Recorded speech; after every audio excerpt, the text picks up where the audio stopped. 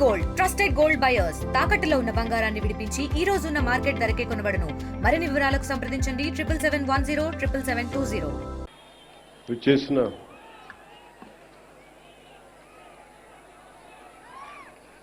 ఆడపడుచులకి, అక్క చెల్లెళ్ళకి, మహిళలకి, యువతకి, యువకులకి,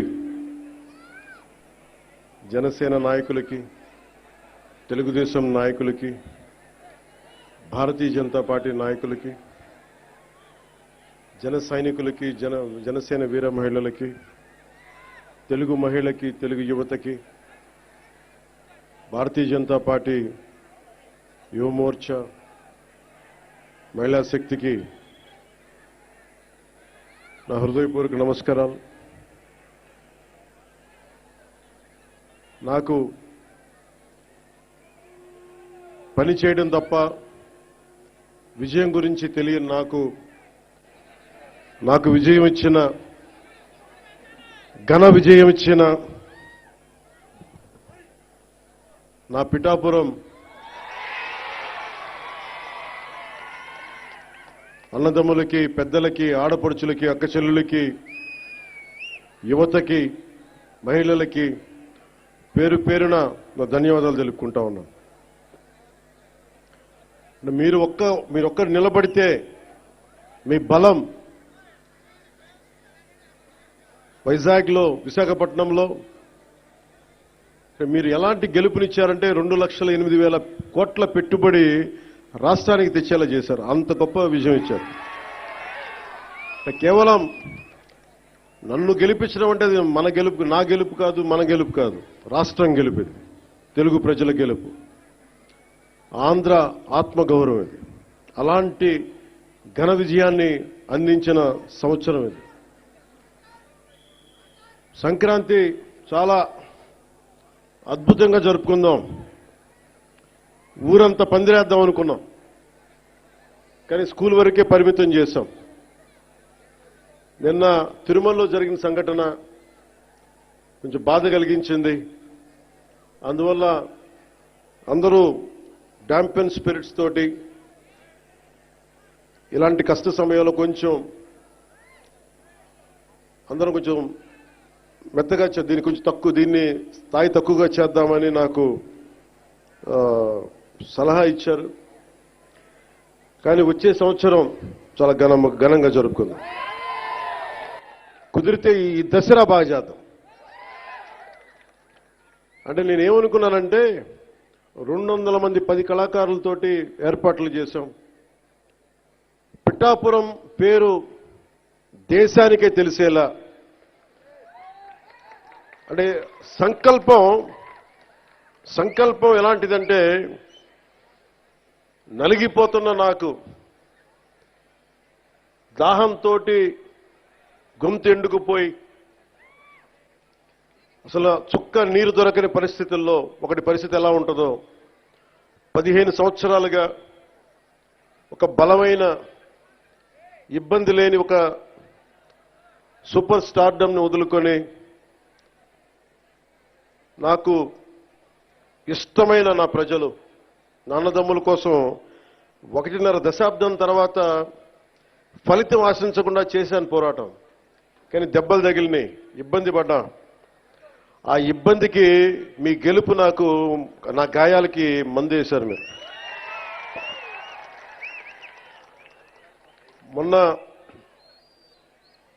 నాకు ఒక ఆంధ్రప్రదేశ్ పంచాయతీరాజ్ ప్రిన్సిపల్ సెక్రటరీ శ్రీ శశిభూషణ్ గారు నేను కూర్చొని మాట్లాడుకుంటా ఉన్నాం. ఎందుకు పల్లె పండుగ కానీ, ఎందుకు ఈ గోకులాలు కానీ, ఈ రోడ్లు కానీ, పంచాయతీ రోడ్లు కానీ, పంచాయతీ నిధులు ఎందుకు మొత్తం 100% ప్రజలకు చెందేలా ఎందుకు పనిచేయాలని మాట్లాడుతూ, భవిష్యత్తులో జల్ జీవన్ మిషన్ ఎలా ఉండాలి, ఇలాంటి విధానాల మీద అన్ని మాట్లాడుతూ శశిభూషణ్ గారిని ఒకటే కోరాను. మేము 10 సంవత్సరాల పైన, దశాబ్దంగా మాకు రాష్ట్రం లేకుండా పోయింది, రాజధాని లేకుండా పోయింది. అందుకని మేము కమిటెడ్గా ఉన్నాం. మేము ఇలాంటి రాష్ట్రానికి నేను మీ నుంచి కోరుకుంది ఒకటే, మీరు మనస్ఫూర్తిగా మీరు సహకరించమని ప్రతి అధికారిని కోరుకున్నా అని ఆ సందర్భంలో ఒక విషయం తెలియజేశాను. అది కూడా ఎందుకైందంటే అంత 2 రోజుల ముందే కడపలో, ఉమ్మడి కడప ప్రస్తుతం అన్నమయ్య జిల్లాలో ఒక ఎంపీడీఓ మీద గత ప్రభుత్వ నాయకులు దాడి చేస్తే ఆ ఎంపీడీఓ గారు జవహర్ గారిని పరామర్శించడానికి వెళ్ళాను. వెళ్ళి వారితో మాట్లాడా, వారికి ధైర్యం చెప్పాం. ఆ నేపథ్యంలో నేను శశిభూషణ్ గారికి ఏం తెలియజేశానంటే, నేను ఎందుకు ఇంత తపన పడతానంటే సార్, మా నాన్న నాకు అధికారులంటే మీరు నమ్ముతారో లేదో నాకు తెలియదు, ఇది నేను శశిభూషణ్ గారికి చెప్పాను. మా నాన్న ఒక పోలీస్ కానిస్టేబుల్గా ఉద్యోగం ప్రారంభించిన మా నాన్న ఒక అసిస్టెంట్ ఎక్సైజ్ సూపరింటెండెంట్గా రిటైర్డ్ అయ్యారు సార్. ఇది ఆంధ్రప్రదేశ్ ప్రభుత్వం జీతాలతోటి బతికిన కుటుంబాలు మాయి.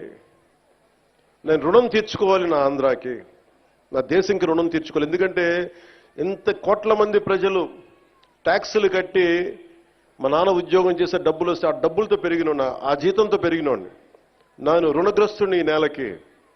అందువల్ల ఎంపీడీఓ గారి మీద దాడి జరిగితే నేను ఒకటే అనుకున్నాను సార్, మా నాన్న ఒక ప్రభుత్వ ఉద్యోగి, మా నాన్న మీద దాడి జరిగితే ఒక కొడుకు ఎలా స్పందిస్తాడు, అలా స్పందించే సార్ ఎంపీడీఓ గారి మీద దాడి చేస్తే. దానికి ఓట్ల కోసం కాదు, దాంట్లో భవిష్యత్తు ఎలా ఉంటుందని నేను ఎప్పుడు పెట్టుకోలే. లెక్కలు లేవు నాకు, లెక్కలు పెట్టుకొని ఏమీ చేయను. ఈరోజు మీరు చూశారు 70 సంవత్సరాల పైచిలుకు మన స్వాతంత్రం వచ్చిన తర్వాత డోలీలతోటి కొండ ప్రాంతాల నుంచి ఇంకా గిరిజన ప్రజలు కొంతమంది, కొన్ని గ్రామాలు ప్రత్యేకించి చెప్పాలంటే 400 కుగ్రామాలు, 419 కుగ్రామాలు డోలీలు కట్టుకొని ఇంకా ప్రజలు అవస్థ పడుతున్న పరిస్థితుల్లో నిధులు లేవు. గత ప్రభుత్వం ఇష్టానుసారంగా టాయిలెట్లకి 2 కోట్లు 3 కోట్లు ఖర్చు పెట్టుకున్నారు, బాత్రూమ్స్కి 500 కోట్లు పెట్టి ప్యాలెస్లు కట్టుకున్నారు. ఇష్టారాజ్యంగా చేశారు. రంగులు వేయడానికి కొన్ని 100 కోట్లు, రంగులు తీయడానికి 100 కోట్లు, 1000 కోట్లు దుర్వినియోగం చేశారు. ఇలాంటి పరిస్థితుల్లో, డబ్బు రాని పరిస్థితుల్లో కూడా, డబ్బులు లేని కటకట అంటున్న పరిస్థితుల్లో కూడా గౌరవ ముఖ్యమంత్రి గారి దృష్టికి, నారా చంద్రబాబు నాయుడు గారికి దృష్టికి తీసుకెళ్తే నేను చెప్పాను, ఇట్లా ఇబ్బందిగా ఉన్నాయి సార్ అక్కడ, పాపం చాలా కష్టంగా ఉందంటే ఆయన పెద్ద మనసుతోటి ఒక 39 కోట్లు శాంక్షన్ చేశారు. అలాగే మనందరం గర్వించే మన ప్రీతం ప్రధాని శ్రీ నరేంద్ర మోదీ గారు కేంద్రం నుంచి వచ్చిన నిధులతోటి కలిపి 70 సంవత్సరాల ఈ పాలనలో, 5 సంవత్సరాల దుష్ట పాలనలో వాళ్ళు మర్చిపోయారు. అంటే ఓట్ల కోసం బుగ్గలు నిమరటం, తలకాయలు నిమరటం ఇవి కాదు. కష్టం ఉన్నప్పుడు పక్కన ఉండాలి. అధికారుల మీద దాడి చేయకపోవటం, వ్యవస్థల్ని బలోపేతం చేయటం. అందుకని ఈ రోజున రోడ్డు పడింది అంటే, మీరు పిఠాపురంలో గెలిపిస్తే ఆ గెలిచిన వ్యక్తి రోడ్లు లేని వాళ్ళకి రోడ్లు చేయడానికి ఎంతమంది సహకారంతో, ఇది నా ఒక్కడిది అని చెప్పట్లా, అంటే ఒకటి పూనుకోవాలి. Politics is a thankless job, ఎవరు గుర్తుపెట్టుకోరు. మరుపు మానవ సహజం. ఇన్ని కోట్ల డబ్బు ఉంటుంది సినిమాల్లో, ఇవన్నీ వదులుకొని ఎందుకురా సుఖానం ఉన్న ప్రాణం దుఃఖాన్ని పెట్టుకుంటాం మా అమ్మ అంటూ ఉంటుంది. నాకు ఎప్పుడు దుఃఖం అనిపించలేదు, నాకు చాలా సంతోషం అనిపించింది. చెప్పులు లేకుండా మట్టిలో నడిస్తే, రోడ్లు బహిర్భూమి అంతా నిండిపోయి మలమూత్రాదాలతో నిండిపోయి అలాంటి రోడ్ల మీద నడిస్తే నాకు సగటు మనిషి కష్టం, సగటు మనిషి బాధ, వాళ్ళ అవసరాలు నాకు తెలుసు. దాంట్లో నేను సుఖం చూశాను. అలాంటి వ్యక్తికి మీరు అండగా ఉన్నందుకు నా జన్మాంతం మీకు రుణపడి ఉంటాను. వేదికని అలంకరించిన శ్రీ తంగిళ్ళ ఉదయ్ శ్రీనివాస్ గారు, గౌరవ పార్లమెంట్ సభ్యులు, Shri Sashibhushan garu, principal secretary Panchayati Raj and rural development, Shrimati Varuvula Satyaprabha garu, MLA Prathipadu, Shri Thotta Sudheer garu, chairman civil supplies corporation, అలాగే SVS Varma garu, Shri M Krishnateja, director Panchayati Raj and rural development, Burra Krishnaraju garu, అలాగే ఏదైనా ఒక పని చెప్తే ఆగ మేఘాల మీద యంత్రాంగానంతా ముందుకు తీసుకెళ్లే మన ప్రీతమ కలెక్టర్ శ్రీ షణ్ముఖ్ గారు, అలాగే ఎస్పీ పాటిల్ గారికి మనస్ఫూర్తిగా నా హృదయపూర్వక నమస్కారాలు.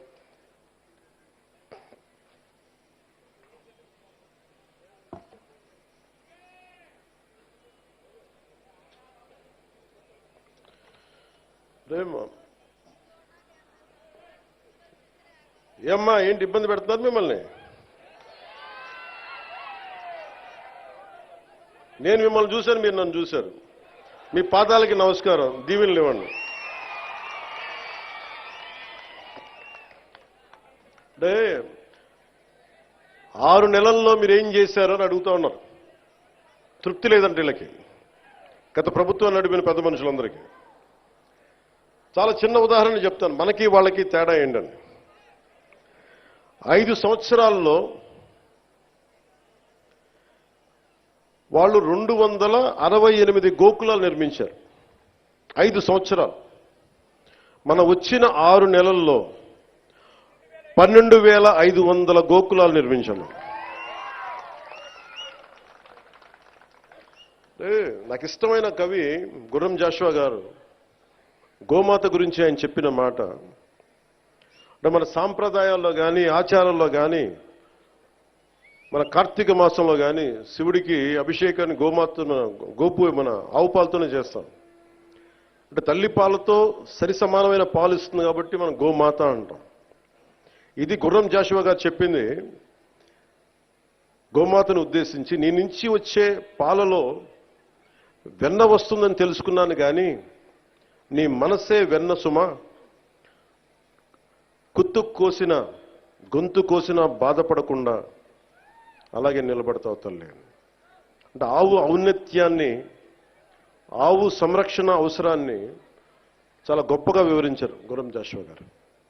అంటే ఆవు బాగుంటే రైతు బాగుంటాడు, రైతు బాగుంటే దేశం బాగుంటుంది. మనకి మిల్క్ వైట్ రెవల్యూషన్ అని చెప్తాం. గుజరాత్లో ఎంత 60,000 కోట్ల రూపాయలు అక్కడ ఉన్న మహిళలు పాడి ద్వారా 60,000 కోట్ల ఇది అంత ఉంది. వీళ్ళు ఇక్కడ తీసుకొచ్చారు అమూల్ని. గత ప్రభుత్వం దారుణంగా చిత్తూరులో కానీ మిగతా చాలా జిల్లాల్లో పాడి పరిశ్రమ, అంటే ముఖ్యంగా డైరీస్ని చంపేశారు. గవర్నమెంట్ డైరీస్ని. ఎవరి దగ్గర డబ్బులు ఉండకూడదు, డబ్బులు వాళ్ళ దగ్గరే ఉండాలి. మనం ఎప్పుడు దేహి అంటా ఉండాలి. డైరీస్ని చంపేసి వాళ్ళ సొంత డైరీలు పెట్టుకుంటా ఉన్నారు. ఈరోజు మనం నిర్మించిన 12,500 ఈ గోకులాలు కానీ భవిష్యత్తులో నిర్మించబోతున్న ఇంకొక 20,000 ఇంకొక 20,000 గోకులాలు కానీ, అవి ఒకటి 2 కానీ 4 కానీ 6 ఆవులు కానీ పాడి చేసుకునే ఏవైనా సరే కనీసం 2 ఉంటే ఒక 1,000-2,000 పెరుగుద్ది. ఎందుకంటే దానివల్ల రక్షణ ఉంటుంది, ఎండపొడ ఉండదు, శుభ్రత ఉంటుంది. అంటే ఇది కూడా ఆలోచించలేకపోయింది గత ప్రభుత్వం. అదే మన ఇంట్లో ఒక ఆడబిడ్డ పెళ్లి జరిగితే గతంలో ఆవుని కానుక ఇచ్చి పంపించేవాడు. అంటే గోవు అంతది మనకి. అలాంటి గోవుని సంరక్షించుకోవడం కోసం ఈ రోజున మనం 12,500 ఒకేసారి మనం ఈ రోజున ఓపెన్ చేస్తున్నాం పండక్కి. ఈ గోకులం ద్వారా అత్యధికంగా లబ్ధి పొందేవారు చిన్న రైతులు, కౌలు రైతులు, బడుగు బలహీన దళిత గిరిజన వర్గాల వారు, ఎస్సీ ఎస్టీ మరియు ఇతర వర్గాల్లో ఉండే బిలో పవర్టీ లైన్లో ఉన్న నరేగా నిధులతోటి 90% సబ్సిడీతోటి పశువుల షెడ్లు చేసుకోవడానికి ప్రభుత్వం, ఎన్డీఏ ప్రభుత్వం నారా చంద్రబాబు గారి నాయకత్వంలో ప్రోత్సహిస్తుంది. ఈ స్కేల్లో, ఈ స్థాయిలో, ఇంత తక్కువ సమయంలో నిర్మించడం ఒక ఘనమైన విజయం. గత ప్రభుత్వం స్కాముల్లో రికార్డులు సృష్టిస్తే ఈ ప్రభుత్వం ఒక పల్లె పండుగ ద్వారా, ఒక గోకులాల ద్వారా, సకాలానికి జీతాలు అందించడం ద్వారా, పెన్షన్లు పెంచడం ద్వారా ఇది మనం అలాంటి అభివృద్ధి పనులతో రికార్డు సాధిస్తున్నాం. ఇందాక చూసాం, మనం ఏడీబీ రోడ్డు చూసాం. దాదాపు 2-3 నియోజకవర్గాలకు పనికొచ్చే 30 కిలోమీటర్ల రోడ్డు 5 సంవత్సరాలు దాన్ని వదిలేశారు. ఈరోజు వచ్చిన దాంట్లో మొత్తం కూర్చోబెడితే మొత్తం దాదాపు అక్కడ 2-3 ప్యాచ్లు తప్ప రోడ్డు ఆల్మోస్ట్ అయిపోతా పరిస్థితిలో ఉంది. ఆగస్టుకి అయిపోద్ది రోడ్డు, వచ్చే ఆగస్టుకి. అంటే ఇది ఎందుకు చేస్తున్నామంటే, ఎందుకు చెప్తున్నానంటే, అంటే నిజంగా కమిటెడ్గా ఉంటే డబ్బులు, పనిచేసే చోట డబ్బులు వస్తాయి. కష్టే ఫలి అంటాం. మనకి శ్రమ ఉన్న చోట పెట్టుబడి వస్తాయి. ఈ రోజున మేము కోరుకుంటుంది గోకులాల ద్వారా మేము ఒకటే కోరుకుంటా ఉన్నాం. మహిళలు గుజరాత్ని స్ఫూర్తిగా తీసుకొని 60,000 కోట్ల రూపాయలు వ్యాపారం చేస్తూ ఉన్నారు. ఇక్కడ కూడా ఆ విధంగా మహిళలు భాగస్వామ్యమై ఇది ఒక రకమైన ఎంటర్ప్రెన్యూర్షిప్ అవ్వాలి. ఈ రంగం ఒక ఆత్మనిర్భర భారత్, ఎవ్వరి మీద ఆధారపడని భారతదేశంలో భాగంగా ఈ మహిళలకు కానీ, చిన్న రైతాంగానికి కానీ, పాడి పరిశ్రమ చేసే రైతాంగానికి కానీ ఇది లబ్ధిగా ఉంటుందని తెలియజేస్తా ఉన్నాను. ఆంధ్రప్రదేశ్లో మన డైరీ కోఆపరేషన్ సొసైటీలు చాలా తక్కువ. దీనిని 10% ఉన్నాయి, దీన్ని విస్తరించాలి అని నిర్ణయించింది. దాంట్లో నరేగా ఫండ్స్ తోటి ఈ రోజున మనం దీన్ని ప్రారంభించడం చేశాం. న్యూజిలాండ్ లాగా పాడి పరిశ్రమలో ఆంధ్రప్రదేశ్ దేశంలోనే పాల ఉత్పత్తి చేసే దాంట్లో మనం ప్రముఖ పాత్ర వహించాలని మనస్ఫూర్తిగా నేను ఆశిస్తూ ఇవి చేస్తా ఉన్నాం. గత ప్రభుత్వం డైరీల్ని నిర్వీర్యం చేసి గుత్తాధిపత్యం తెచ్చుకోవడానికి ప్రయత్నం చేశారు. అమూల్ వచ్చిందని చేసిన హడావిడి ఏమైపోయింది? ఒక అమూల్ కేంద్రం ఏర్పాటైందా? అందుకని ఇవన్నీ వదిలేసి రైతుల ఆదాయం రెట్టింపై అవ్వాలనే దీర్ఘకాలిక ఉద్దేశంతో ఈ గోకులాల పథకం 2వ దశ క్షీర విప్లవం దశగా అడుగులు వేస్తా ఉన్నాం. మహాత్మా గాంధీ జాతీయ ఉపాధి హామీ పథకం కింద మీకు ఈ కింద విషయాలు తెలియజేస్తుంది. దాదాపు 58 లక్షల కుటుంబాలకు చెందిన 97 లక్షల పైచిలకు ఉపాధి కూలీలు ఈ పథకంలో పనిచేస్తా ఉన్నారు. ఈ ఆర్థిక సంవత్సరంలో 5,193 కోట్ల రూపాయలు ఉపాధి కూలీలకి చెల్లించాం. ఇంకా ఏదైనా బాకీ ఉంది అంటే 2 కోట్ల మట్టుకే ఉంది. అంటే 5,193 కోట్ల రూపాయలు చెల్లించాం ఉపాధి కూలీలకి. ఈ పథకం కింద కూలీలకి పని కల్పించడంతో పాటు సుస్థిర ఆస్తుల్ని కల్పిస్తా ఉన్నాం. చట్టంలో చెప్పిన విధంగా ఆగస్టు 23వ తేదీన గతంలో ఎన్నడూ లేని విధంగా రాష్ట్ర వ్యాప్తంగా ఒకే రోజు 13,326 గ్రామ పంచాయతీలో గ్రామ సభలు ఏర్పాటు చేశాం. ప్రపంచ రికార్డు సృష్టించాం. ఈ గ్రామ సభల ద్వారా 4,500 కోట్ల విలువగల పనులకి అనుమతి తీసుకున్నాం. మన ప్రభుత్వం సుస్థిర ఆస్తుల కల్పన, గ్రామీణ మౌలిక సదుపాయాల అభివృద్ధి కట్టుబడి ఉంది. వాటిలో భాగంగా 22,500 గోకులాలు, 3,500 కిలోమీటర్ల సీసీ రోడ్లని మనం మంజూరు చేశాం.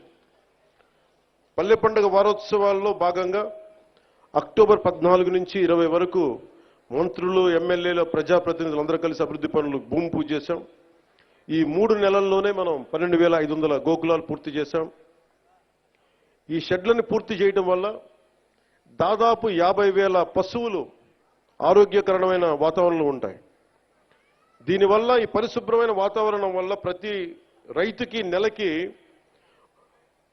2 లీటర్లు పెరిగితే ప్రతి రైతుకి నెలకి అదనంగా ఇంకొక 10 నుంచి 12,000 అదనపు ఆదాయాన్ని పొందుతారు. ఈ నెలాఖరికి మొత్తం 22,000 పైచిలకు గోకులాల పనులు పూర్తవుతాయి. ఈ ఆర్థిక సంవత్సరంలో 38,986 చిన్న సన్నకారు రైతులకు చెందిన 63,385 ఎకరాల్లో పండ్ల తోటల పెంపకాన్ని పనులు చేపట్టాం. మరి ఈ ఆర్థిక సంవత్సరంలో 1,00,000 ఫామ్ పాండ్స్ నిర్మించడానికి ఒక ప్రణాళికతోటి ఒక ప్లానింగ్తో ముందుకెళ్తా ఉన్నాం. వ్యవసాయం అనుబంధ పనులపై దృష్టి సారించాం. అందులో భాగంగా వ్యవసాయ చెరువులు కానీ, పశువుల షెడ్లు కానీ, పండ్ల తోటల పెంపకం కానీ, భూసార సంరక్షణ, కందకాలు మొదలైన పనులు చేపడతా ఉన్నాం.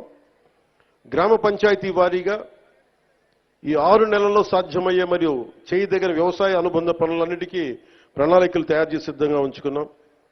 ఫీల్డ్ అసిస్టెంట్స్కి వారి సామర్థ్యాన్ని పెంచడానికి ప్రతి జిల్లాలో శిక్షణా కార్యక్రమాలు మొదలుపెట్టాం. ఫీల్డ్ అసిస్టెంట్స్కి కావాల్సిన లక్ష్యాలకి అందుకోవాల్సిన లక్ష్యాలు సంబంధించిన పనులు కానీ అందుబాటులో ఉంచాం. 6 నెలల్లో పనులు పూర్తి చేయడానికి ప్రణాళికలు సిద్ధం చేశాం. నాణ్యత, జవాబుదారీతనమే ప్రభుత్వం మొదటి బాధ్యత. సగటు కూలీ రేటు మెరుగుపరచడానికి, నకిలీ మస్టర్లు లేకుండా చేయడానికి రాష్ట్ర స్థాయి మరియు జిల్లా స్థాయిలో వేతన పర్యవేక్షణ కమిటీలని ఏర్పాటు చేశాం. ఈ పథకంకు నిజంగా స్ఫూర్తితో తీసుకెళ్ళడానికి తప్పులు జరగకుండా ఒక ఫ్లయింగ్ స్క్వాడ్ను కూడా ఏర్పాటు చేసుకున్నాం.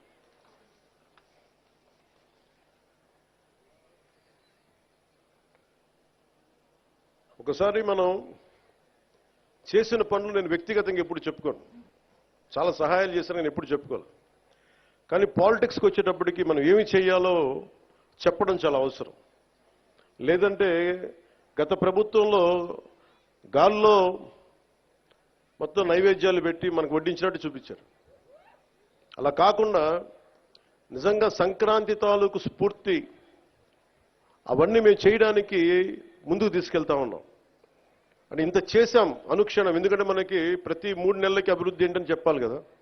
దాంట్లో భాగంగానే మనస్ఫూర్తిగా ఇంత అభివృద్ధి సాధించాం. ఈ రోజున నిన్న చాలా కలిసివేసింది నాకు. అంటే ఎందుకు చెప్తున్నాను ఇదంటే, జవాబుదారీతనం. నేను ఓట్లు అడిగినప్పుడు మిమ్మల్ని నేను అకౌంటబిలిటీ చూపిస్తానని చెప్పాను. జవాబుదారీతనం, ప్రతిదానికి బాధ్యత తీసుకుంటామని. నిన్న తిరుమలలో జరిగిన సంఘటన, అది మన సంక్రాంతి, తొలి సంక్రాంతి పండగ ముందు జరగడం చాలా బాధ కలిగించింది. వైకుంఠ ఏకాదశి రోజున 6 నిండు ప్రాణాలు కోల్పోవడం బాధ కలిగించింది. 39 మంది గాయపడ్డారు. మనసు చాలా క్షోభించింది.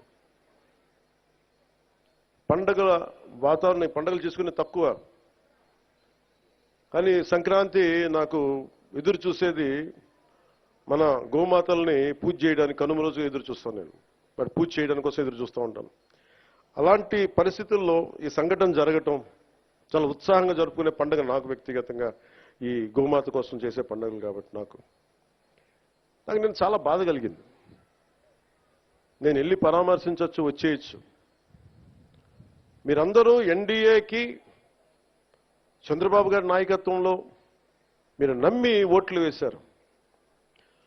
బాధ్యత వచ్చినప్పుడు ఎవరి మీద నెట్టలేదు. మీ వల్ల జరిగింది, మా వల్ల జరిగింది అని. తప్పు ఎవరి వల్ల జరిగినా మేమందరం ప్రభుత్వంలో భాగస్వామ్యం కాబట్టి మనస్ఫూర్తిగా నిన్న దేశాన్ని క్షమాపణలు అడిగాను జరిగిన తప్పుకి. ఇది దేనికి క్షమాపణలు అడగాలి అంటే, collective responsibility. Leadership is all about collective responsibility. పంచాయతీరాజ్లో తప్పులు జరిగితే అది మా అందరి సమిష్టి బాధ్యత. నా దగ్గర నుంచి ఆఖరిగా ఉండే మన గ్రామాల్లో ఉండే వరకు, ఫీల్డ్ అసిస్టెంట్ వరకు తప్పుది. ఎవరు తప్పు చేసినా బాధ్యత తీసుకోవాలి. ఈ సంక్రాంతి సీజన్ మనకి రాబోతున్నది. కొంత మనసు కావాలి. కొంత ఏం మాట్లాడాలి, ఒకటి నేను చెప్పాను, ఇవన్నీ చేశాను. కానీ ప్రతిసారి నిన్న ముఖ్యంగా యువతకి నా విన్నపం, నా విజ్ఞాపన, ఎక్కడ ఎలా స్పందించాలి అనేది మీరు చాలా ఆలోచించాలి. చావు సమయంలో కూడా, ప్రమాదమైన సమయాల్లో కూడా నేను వస్తే సినిమా పేర్లు కానీ, కేరింతలు కానీ, ఒకళ్ళు చావుకి వెళ్ళాం మనం, ఒకళ్ళు దెబ్బలు తిన్నారు, చనిపోయారు. ఇలాంటి సమయంలో కూడా మనం కూర్చొని కేరింతలు అరుపులతో ఉంటే భావ్యమా లేదా అనేది ప్రతి ఒక్కరు ఆలోచించాలి. పోలీసుకి కొన్నిసార్లు సహకరించాలి మీరు. అంటే ఎవరి బాధ్యత కనుక వాళ్ళు సభ్యంగా నిర్వర్తిస్తే ఒత్తిడి తగ్గుద్ది. నేను చూడండి, తిరుపతిలో ప్రతి ఒక్క వ్యక్తి కనుక వాడి బాధ్యత నిర్వర్తించుంటే సరిగ్గా ఇంతమంది మంత్రులు వెళ్లాల్సిన పరిస్థితి ఉండేది కాదు, ముఖ్యమంత్రి రావాల్సిన పరిస్థితి ఉండేది కాదు, నేను వెళ్లాల్సిన పరిస్థితి ఉండేది కాదు, ఎంటైర్ క్యాబినెట్ ఉండాల్సిన పరిస్థితి ఉండేది కాదు. దానికి అదనంగా పోలీసులందరికీ ఒత్తిడి, డిఎస్పీలకి, ఎస్పీలకి అందరికీ ఒత్తిడి. అంటే ఒక్క చిన్నపాటి ఏరియాలో ఒకళ్ళు చేసిన తప్పుకి మొత్తం సమిష్టిగా జిల్లా పోలీస్ యంత్రాంగం, ఎస్పీ గారితో సహా దాన్ని ఫలితం అనుభవించాల్సి వచ్చింది. నాకు ప్రత్యక్షంగా దానికి సంబంధం లేకపోయినా నేను దాంట్లో ప్రభుత్వంలో బాధ్యత కాబట్టి సనాతన ధర్మాన్ని పాటించే హిందువులందరినీ నేను క్షమాపణ అడిగాను. అంటే ఇది ప్రతి ఒక్కరూ బాధ్యత నిర్వర్తించాలి. కేవలం నాయకులకి ఓట్లేస్తే సరిపోదు. ప్రతి ఒక్క ప్రజాప్రతినిధి కానీ, అధికారి కానీ, ఉద్యోగి కానీ ఎవరి బాధ్యతలు వాళ్ళు నిర్వర్తించాలి. లేకపోతే మటుకు ఇలాంటి దుర్ఘటనలే వస్తాయి, అభివృద్ధి ముందుకెళ్తుంది. అలాగే గత ప్రభుత్వంలో అలవాటైపోయి కొంతమంది, ప్రత్యేకించి కొంతమంది అధికారులకి పనిచేయడం మానేశారు, నిర్లక్ష్యంగా ఉండటం ఉన్నారు. అధికారికి పార్టీ పట్ల, ఏ పార్టీ అయినా సరే, జనసేన కాదు, తెలుగుదేశం కాదు, భారతీయ జనతా పార్టీ కాదు, గతంలో ఉన్న పార్టీ కూడా కాదు, your loyalty is for the people. మీరు రాజ్యాంగానికే మీరు కట్టుబడి ఉండండి. మేము ప్రత్యేకించి ఫేవర్స్ ఏమి అడగం. నేను ప్రతిసారి కలెక్టర్ గారికి కానీ, ఎస్పీ గారికి కానీ నేను ఒకటే చెప్పాను, మీరు నాకు ప్రత్యేకించి ఏం చేయకండి అన్న. కనీసం మీరు మాకు చేయాల్సింది న్యాయం అందరికీ జరిగేలా చూడండి అని చెప్పాను. మా వాళ్ళు శిక్షిస్తే, తప్పు చేస్తే మాకు కూడా బాధ్యత ఏర్పడని చెప్పాను. ఎందుకంటే నేనే స్వయంగా అసెంబ్లీలో నేనే చెప్పాను, తప్పు చేస్తే నన్ను కూడా శిక్షించమని. అలాంటిది మీరు మా వాళ్ళు రక్షించమని నేను అడగట్ల, కానీ రాజ్యాంగం ఇచ్చిన విధుల్ని సంపూర్ణంగా పరిరక్షించమని నేను మనస్ఫూర్తిగా అడుగుతా ఉన్నాను. అంటే ఇది ముఖ్యంగా మన పిఠాపురంకి సంబంధించి మీ అందరి దృష్టికి తీసుకొస్తా ఉన్నా. నేను మొన్నదాకా జిల్లాలు తిరుగుతాను, ప్రతి జిల్లా కేంద్రాలకు వెళ్తాను, అనుకున్న 26 జిల్లాలకు వెళ్తాను అనుకున్నాను.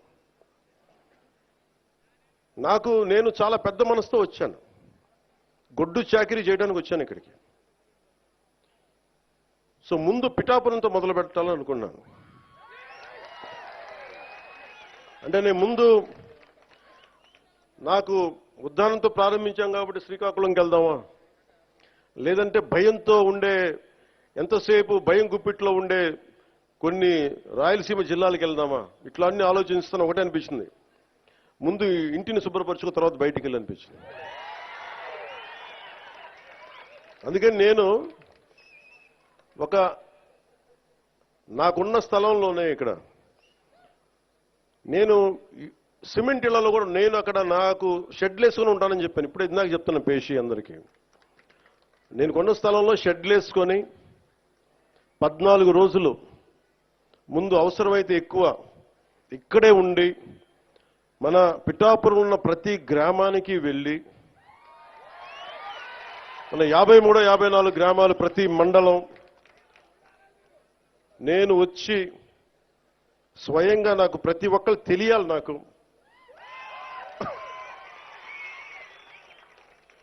అందుకని నాకు అదే కావాలి, మన ఇద్దరు కూడా. రోగి అదే కోరుకున్నాడు, వైద్యుడు అదే ఇచ్చాడండి. అలా మీకు అదే కావాలి, నాకు అదే కావాలి. మనందరం కలిసి మన పిఠాపురాన్ని మొత్తం ఒక జాతీయ స్థాయిలో దీని పేరు తీసుకొద్దాం. మనసు పెడితే ఏముండదు. మీరు ఇంత బలంగా నిలబడ్డారో, సో నేను ఏంటి ఎత్తుకుతున్నానంటే ఫోన్లో అలా కాదు, నాకు పిఠాపురం నుంచి చాలా కంప్లైంట్స్ వచ్చినాయి. అది చదువుదామని పెడతాను. అది అంటే కలెక్టర్ గారు ఇక్కడే ఉన్నారు, పోలీసు ఉన్నతాధికారులు ఇక్కడే ఉన్నారు కాబట్టి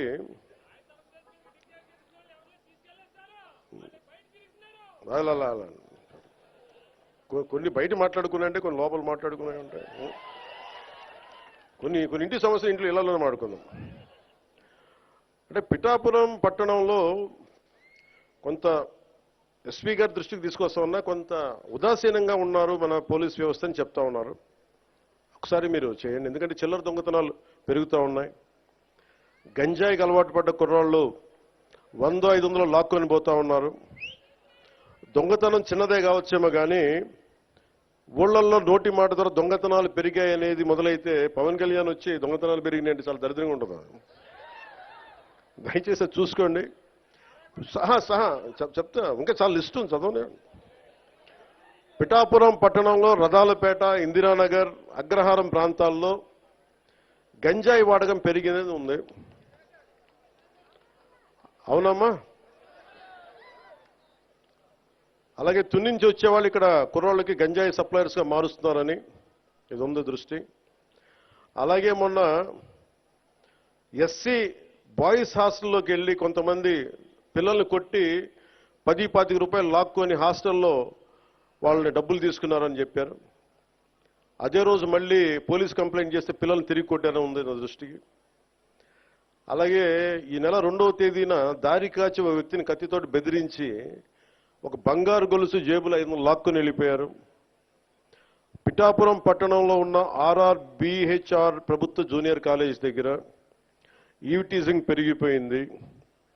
బైక్స్ మీద రౌండ్స్ కొడుతూ అమ్మాయిల్ని ఇబ్బంది పెడుతూ వేధిస్తున్నారు. ఈ విషయాన్ని ప్రిన్సిపల్ శ్రీ కేశవరావు గారు 3 నెలల క్రితమే పోలీస్ స్టేషన్కి వెళ్ళి తమ కాలేజీ మొదలయ్యే సమయంలో పోలీసు ఉంచితే అమ్మాయిలకు భయం ఉండదని చెప్తా ఉన్నారు.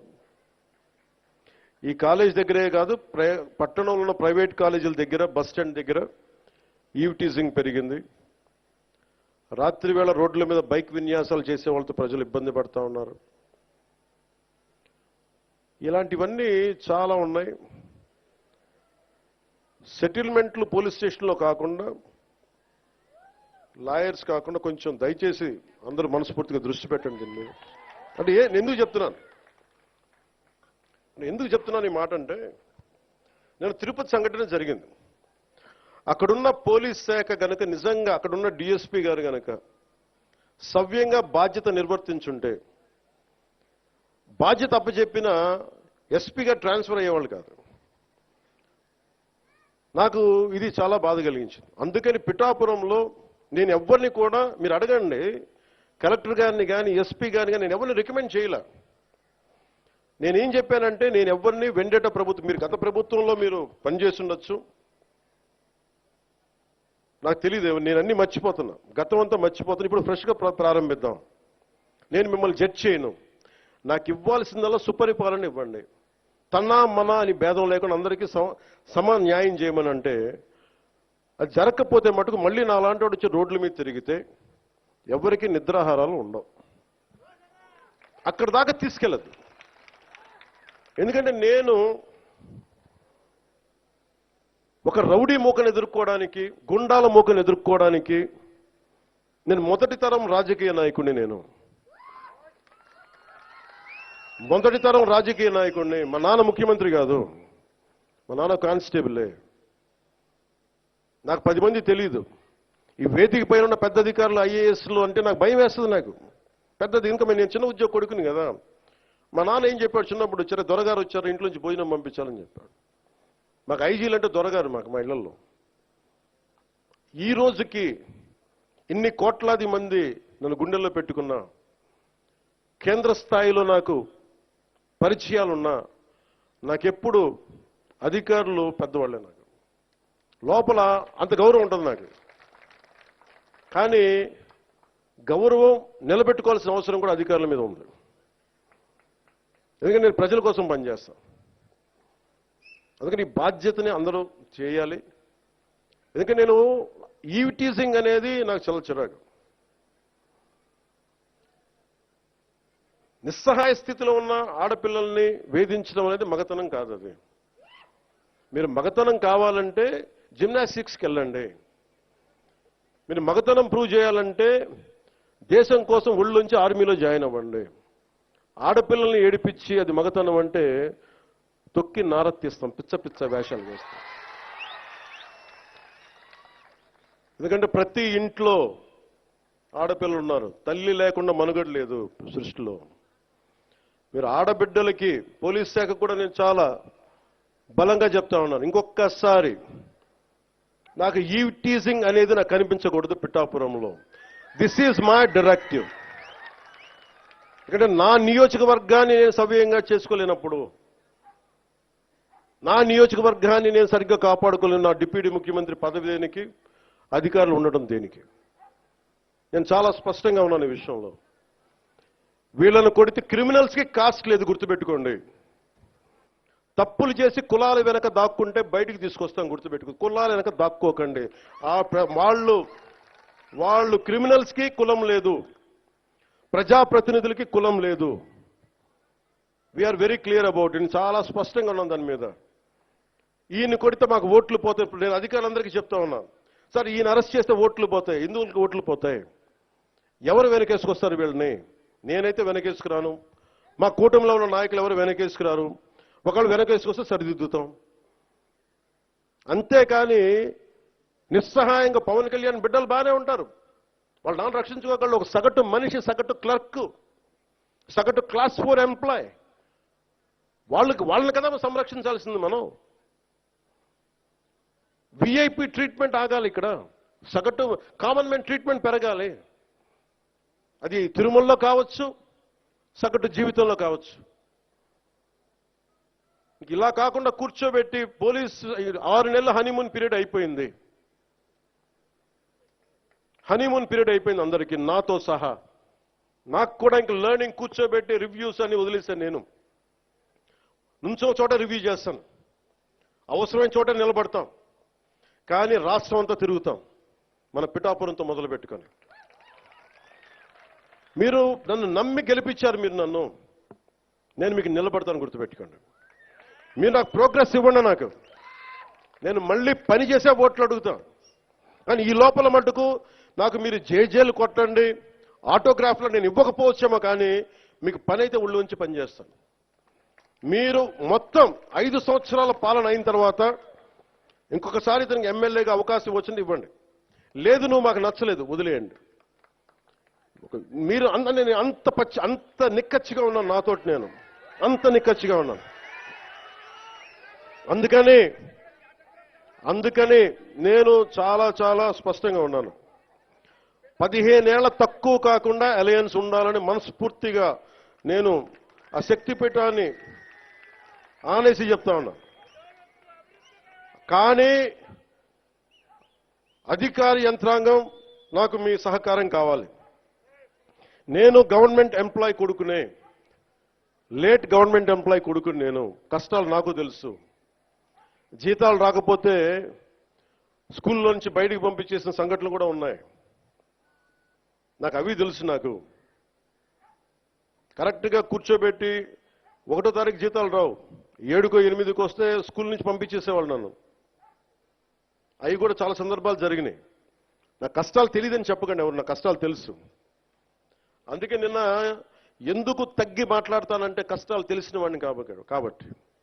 నాకు అధికారం అలంకారం కాదు, అధికారం బాధ్యత నాకు.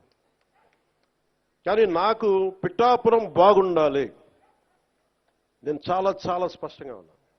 లా అండ్ ఆర్డర్ కనుక ఎవరన్నా సరే ఇష్టరాజ్యంగా ఎవరన్నా సరే ఇష్టం వచ్చినట్టు చేస్తే తొక్కి నారత్తిస్తాను ఒక్కొక్కరికి.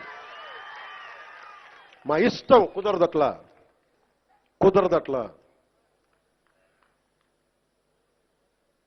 ఇది చాలా చాలా జాగ్రత్తగా ఉండాలి. ఇది నేను తెగించి వచ్చాను రాజకీయాల్లో, గుర్తుపెట్టుకోండి.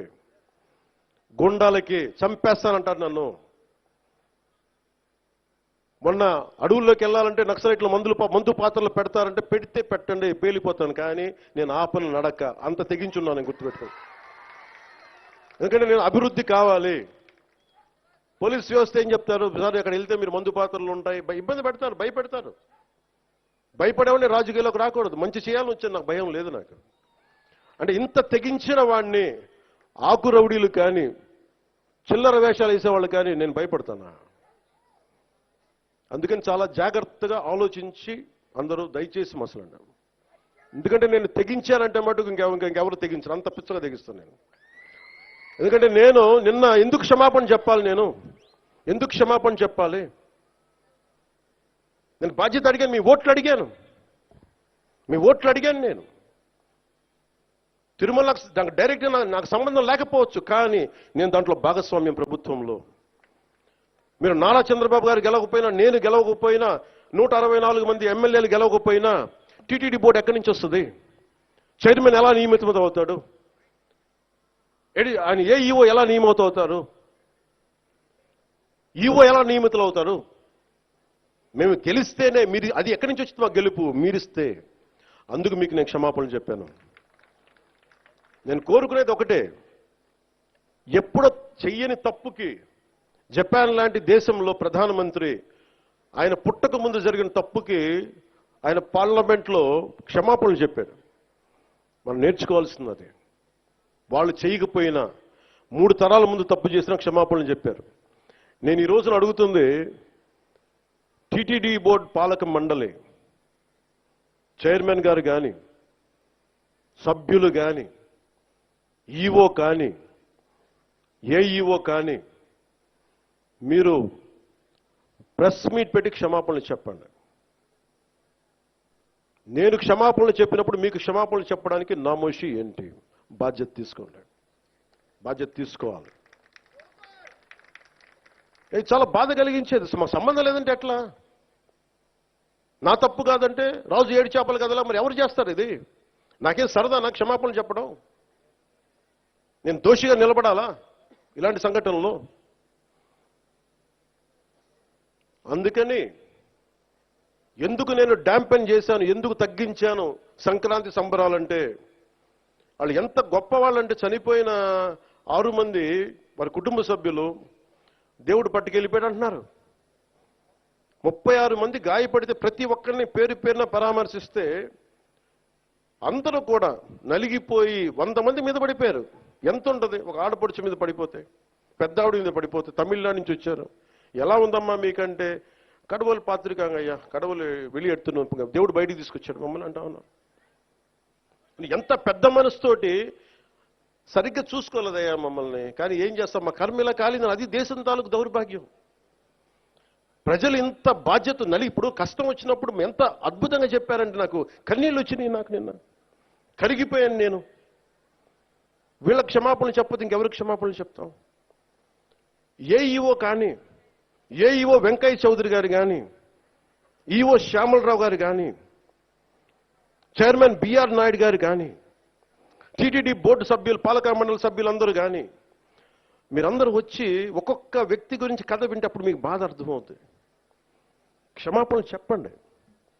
మీరు క్షమాపణలు చెప్పి తీరాలి, వేరే దారి లేదు మీకు. మీరు క్షమాపణలు చెప్పడం వల్ల పోయిన ప్రాణాలు తిరిగి రావు, కానీ కనీసం ప్రజలు మిమ్మల్ని చూస్తూ ఉన్నారు. అది మటుకు జ్ఞాపకం పెట్టుకొని అందరూ తగ్గి క్షమాపణలు చెప్పండి. చాలా అవసరం ఇది. ఎందుకంటే ఈరోజు రాష్ట్రం మొత్తం, దేశం మొత్తం మీరు చేసిన తప్పుకి సంబరాలు జరుపుకోవడానికి ఆలోచిస్తూ ఉన్నారు. 4 లక్షల మంది ప్రజలు గరుడోత్సవాలకు వస్తే క్రౌడ్ మేనేజ్మెంట్ చేయగలిగే వాళ్ళు అక్కడ చేయలే. 2500 మంది. చాలా బాధ అనిపించింది. Lack of management, crowd management లేక, ఎవరిని ఎంతమందిని కూర్చోబెట్టాలి ఈ ఆలోచన లేక, అది కానిస్టేబుల్స్గా దగ్గర నుంచి అధికారులు, ఎస్ఐలు, సిఐలు, 1100 మంది పైచిలకు పోలీసు. దురదృష్టం జరిగిపోయింది. సో నేను ఈ సందర్భంలో నేను ఒక కొత్త ప్రయాణం మొదలు పెడుతున్నాను. 6 నెలల తర్వాత ప్రతి జిల్లాకి వస్తాను. అది మనం పిఠాపురంతో మొదలు పెడుతున్నాను. ప్రతి గ్రామం, మన ఉప్పాడ దగ్గర నుంచి మత్స్యకార గ్రామాలు కావచ్చు, ప్రతి గ్రామం నేను వెళ్ళి కనుక్కొని, ఎందుకంటే నేను పనిచేయడానికి వచ్చాను మీకోసం. నేను నాయకులందరినీ కలుపుకెళ్తాను. అది వర్మ గారు కావచ్చు, కృష్ణరాజు గారు కావచ్చు, ప్రతి ఒక్కరు మా జనసేన నాయకులు కావచ్చు, పేరు పేరున నేను చాలా బాధ్యతగా ఉంటాను. ఇంత పని చేసేవాడిని అది గొడవ పెట్టుకోవాలంటే నేను వెనకండి, అది కూడా గుర్తుపెట్టుకోండి. నాకు అంత తెగింపు ఉండదు. మీరు అడవుల్లోకి వెళ్ళడానికి భయపడతారు. నాకు బిడ్డలు ఉన్నారు, 4 బిడ్డలు. పోవడానికి నాకు చాలా కోట్ల సంపాదన ఉంది, కెరీర్ ఉంది నాకు. ఇవన్నీ వదిలి నేను అడవుల్లోకి వెళ్ళి మందు పాత్రలు ఉంటాయా లేదా అని భయంతో ఎందుకు వెళ్ళాలి నేను? నాకు ఇష్టం అంత ప్రజలంటే, ప్రేమ నాకు. ఎంతసేపు కూర్చొని శ్రీశ్రీ కవితలు చదివి, బాలగంగాధర్ కవితలు చదివి అవి ఉటంకించడానికి నేను ఒక స్టేజ్ మీద నేను కవిని కాదు, నేను పనిచేసేవాడిని. విప్లవకారుడు రాజకీయ నాయకుడు అయితే ఎలా ఉంటుంది, ఇలాగే ఉంటుంది. విప్లవకారుడు తుపాకీ పట్టుకోకుండా ఓటు నమ్మితే ఎలా ఉంటుంది, ఇలాగే ఉంటుంది. నా డబ్బు మీద మమకారం లేదు, పేరు మీద ఇష్టం లేదు, బాధ్యతే ఉంది నాకు. అందుకని నాతో ప్రేమైనా సరే, గొడవైనా సరే, రెండిటికి నేను సిద్ధం. అందుకని దయచేసి నేను డబ్బుకు ఆశపడో, పేరుకు ఆశపడో, నాకు భగవంతుడు కావాల్సినంత పేరు ఇచ్చాడు, అవసరమైనంత డబ్బు ఇచ్చాడు. నేను కోరుకుందల్లా మా నాన్న కష్టం చూశాను. నిజాయితీగా ఉంటే ఒక వ్యక్తి ఎలా నలిగిపోతాడో నేను చూశాను. పడలేక అవినీతితోటి సెలవులు పెట్టేవాడు మా నాన్న, ఆయన కష్టం చూశాను. మొత్తం అవినీతిమయం అయిపోయింది కాదంటలా, కానీ అవినీతిమయంలో కూడా ఎంతో కొంత చిన్నపాటి తక్కువ అవినీతి చేయించే పరిస్థితిలో ఉన్న ఆలోచిస్తాం తప్ప అవినీతి నిర్మూలించలేం. నేను అదే కోరుకుంటా ఉన్నాను, బాధ్యతగా ఉండాలి. అందుకని నేను మీ అందరికీ పేరు పేరున సంక్రాంతి శుభాకాంక్షలు చెప్పడానికి మనసు రావట్లేదు. మీరు ఆనందంగా ఉండాలి ఈ శుభ సందర్భంలో మనస్ఫూర్తిగా కోరుకుంటూ, నాకు ముఖ్యమంత్రి గారికి, గౌరవ ముఖ్యమంత్రి గారికి, శ్రీ నారా చంద్రబాబు నాయుడు గారికి చాలా అద్భుతంగా ఆయన సహకారం అందిస్తూ ఉన్నారు. వారికి నా ధన్యవాదాలు తెలియజేస్తా ఉన్నాను. 2,08,000 కోట్ల పెట్టుబడిని మాకు ఇచ్చినందుకు ప్రధానమంత్రి శ్రీ నరేంద్ర మోదీ గారికి మనస్ఫూర్తిగా నా ధన్యవాదాలు. భారతీయ జనతా పార్టీ కార్యకర్తలకి, నాయకులకి, మహిళలకి, తెలుగుదేశం పార్టీ నాయకులకి, మహిళలకి, కార్యకర్తలకి, జన సైనికులకి, వీర మహిళలకి, ప్రతి ఒక్కరికి పేరు పేరున నా హృదయపూర్వక ధన్యవాదాలు. మీ అందరికీ శుభాకాంక్షలు తెలియజేసుకుంటూ మరోమారు అధికార యంత్రాంగం అందరికీ కూడా మనస్ఫూర్తిగా ధన్యవాదాలు తెలియజేసుకుంటా ఉన్నాను. ఒక్క నిమిషం కూర్చోండి. మీరు ఫస్ట్ అమ్మా, మీరు కూడా తెలుసుకోవాల్సింది ఏంటంటే, అరవకండి అక్కడి నుంచి, మీరు అరవకూడదు, ఫస్ట్ వినాలి మాట. మనుషులు వస్తారమ్మా, మీరు ఒక్కళ్ళు కూర్చొని 2-3 డిస్టర్బ్ చేయకండి. నేను మనుషుల్ని పంపిస్తాను, మీరు అరవద్దు అక్కడి నుంచి. ఇంతమంది వచ్చారు, మీ ఒక్కళ్ళే కాదు ప్రాముఖ్యత, నేను మనుషుల్ని, పేషెంట్ పంపిస్తాను. మీరు కూర్చోబెట్టి అక్కడి నుంచి అరవకండి, మనుషుల్ని పంపిస్తాం. పిఠాపురం నుంచి చాలా అర్జీలు వచ్చినాయి. దాదాపు వచ్చిన అర్జీల్లో ప్రతిదీ పరిష్కరించాం. కొన్ని పరిష్కారం గురవ్వాలంటే కొన్ని లీగల్ సమస్యలు, కొన్ని ఏమో వాళ్ళు వ్యక్తిగతంగా చేసిన అప్పులు, అవన్నీ మనల్ని అడుగుతూ ఉన్నారు. ఇలాంటివి కాకుండా సగటు మనకి ఏవైతే కష్టాలు ఉన్నాయో, మనకి ఫండ్స్ అన్నిటి దగ్గర నుంచి, నా వ్యక్తిగత ఫండ్స్ దగ్గర నుంచి ఇచ్చాను. ఇవన్నీ కింద పేషెంట్ నుంచి ఎవరైనా వెళ్ళి వాళ్ళతో మాట్లాడి అర్జీ అంటే తీసుకోండి. సో మీ అందరికీ మరోమారు ధన్యవాదాలు తెలుపుకుంటూ సెలవు తీసుకున్నాను. జై హింద్. మరిన్ని వీడియోస్ కోసం ఛానల్ ని సబ్స్క్రైబ్ చేయండి. లేటెస్ట్ అప్డేట్స్ కోసం వాట్సాప్ ఛానల్ ని ఫాలో అవ్వండి. అండ్ లింక్ డిస్క్రిప్షన్ లో ఉంది.